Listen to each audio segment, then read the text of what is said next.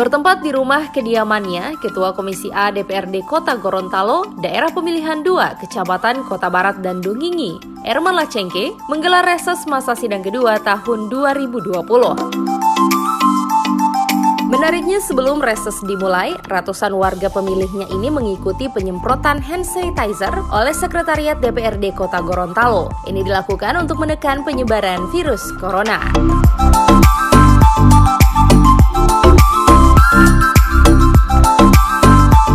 Dalam sambutannya, anggota DPRD Kota Gorontalo, Erman Lacengke, memberikan apresiasi kepada masyarakat yang telah mempercayakan dan memilih dirinya mengemban amanah untuk menjadi wakil rakyat di DPRD. Menyalurkan hak suara Bapak dan Ibu untuk memilih Partai Demokrat dan memilih kami sebagai calon anggota DPRD Kota Gorontalo, dan Alhamdulillah berkat suara Bapak dan Ibu, ya, berkat pilihan Bapak dan Ibu, saya terpilih kembali sebagai anggota DPRD Kota Gorontalo untuk periode yang ketiga.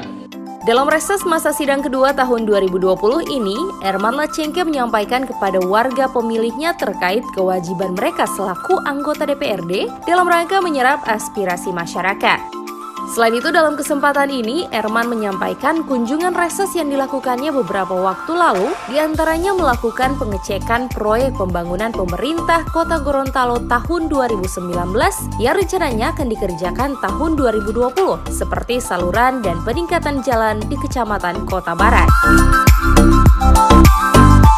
Semua kami anggota DPRD turun melaksanakan reses, selain turun lapangan dan melaksanakan reses, undang masyarakat, ya, untuk menyerap aspirasi. Dan kemarin kami, beberapa hari yang lalu kami sudah turun untuk mengecek proyek-proyek yang sudah dilaksanakan oleh pemerintah Gorontalo di tahun 2019 dan yang rencana akan dilaksanakan di tahun 2020. Alhamdulillah untuk titik-titik yang kami sudah kunjungi kemarin itu ada beberapa yang akan direalisasi di tahun 2020. Itu saluran yang ada di Buli Ide, ya, untuk mengantisipasi terjadinya banjir di Kelurahan Buli Ide. Kemudian ada pembangunan jalan, peningkatan jalan di Kota Barat, yaitu Jalan Sawit 1 yang sudah ada anggarannya, ada anggaran kurang lebih 1 miliar. Kemudian juga ada pembangunan jalan yang menuju Embung yang ada di Kelurahan Ibo, dan ke depan nanti sudah masuk di RPJMD untuk Kelurahan Lembalo. Itu ada jalan tembus dari Lamu, istilahnya Lamu, ya, samping masjid itu ada jalan tembus bagian belakang melewati pinggiran sungai. Itu sudah masuk di RPJMD, tetapi nanti kita akan hitung-hitungan anggaran juga di APBD untuk ganti rugi lahannya. Dan di Kota Barat juga ada 3 sekolah dasar SD yang diregrup, ya, yaitu SDN nomor 3, SDN nomor 4, dan SDN nomor 8.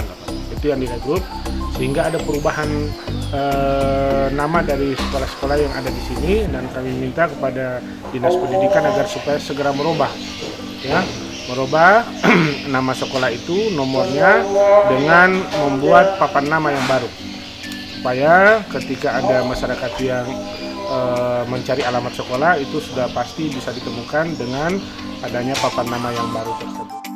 Selain itu, anggota DPRD 3 periode ini menyentil Rumah Sakit Otanaha yang mendapatkan kucuran alokasi dana DAK pemerintah pusat sebesar 15 miliar yang dibagi menjadi 2, yakni 10 miliar untuk pembangunan rumah sakit dan 5 miliar untuk alat kesehatan.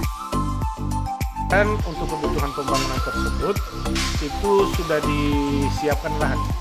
Sudah ada lahan masyarakat yang nantinya dalam waktu dekat akan dibayar oleh pemerintah Kota Gorontalo dan akan ditaksasi oleh KPKLN, dalam hal ini tim Aprisal. Ya, Aprisal insya Allah ke depan mungkin bulan depan akan dilakukan transaksi.